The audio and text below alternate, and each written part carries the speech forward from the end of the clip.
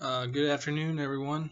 Uh, my name is Shane Weeks in Group 7, and I will be presenting to you a job analysis of a head football coach here in Texas, and all the skills and all the requirements and everything that needs to be done on this job analysis. All right, to start off, head football coach in Texas is a big deal. That person is usually the athletic director. First and foremost, they have a lot of people underneath them. They have a lot of kids they're responsible for. They're often responsible for the leadership of the high school athletic program in general, everything about it. They collaborate with assistant coaches in developing, a competitive football program and lead that program to winning. I mean, this is what the job analysis I've chosen was job performance. Um, and this is real easy to base it off of. Wins and losses are the biggest one, easiest one to point out. Um, an easy way to look at it: everyone loves winning, and the head football coach is the first to get credit on winning and losing. A coach, everyone loves a winning team. They love a winning program. They love a successful program. And they always say, well, it's the coach. Everything he's doing is right. But, if they're losing, he's also the first one to get blamed. Um, Something he's not doing right. If a kid gets in trouble, he's often something that could also be blamed. There's a lot that goes into with job performance, and a head football coach is really a seesaw battle with that. I mean, it's something that is very, very sensitive on this job analysis is job performance. A lot of qualifications for these. You have to have a bachelor's degree. In Texas, you have to have a valid Texas teaching certificate. Usually, it's someone that's played football or has a very good knowledge of football or has been around football, has also been around sports. Is a big, big intel onto this. Um, in Texas, they have to have a knowledge of the University and Scholastic League rules, UIL, the ability to instruct and supervise student athletes, which is also a big, big, big deal. A lot of them want prior experience.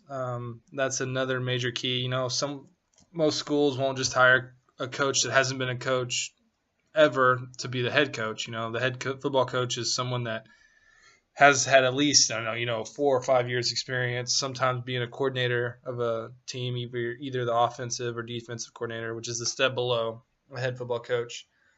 Um, Another big thing besides wins and losses on the job performance as a perspective is being able to track and coordinate coaches and manage coaches underneath you and get them to coach their kids correctly. I mean, that's a huge step.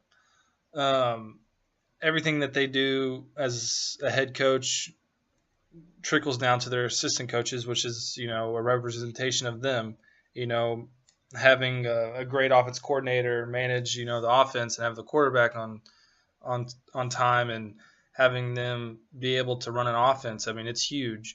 Um, Being able to have a defense coordinator and have them be able to get everything coordinated and have all their players on the right thing. I mean, it's hard. It's not easy. And again, this comes back to the wins or losses. Having a successful program also means everyone's on the same page.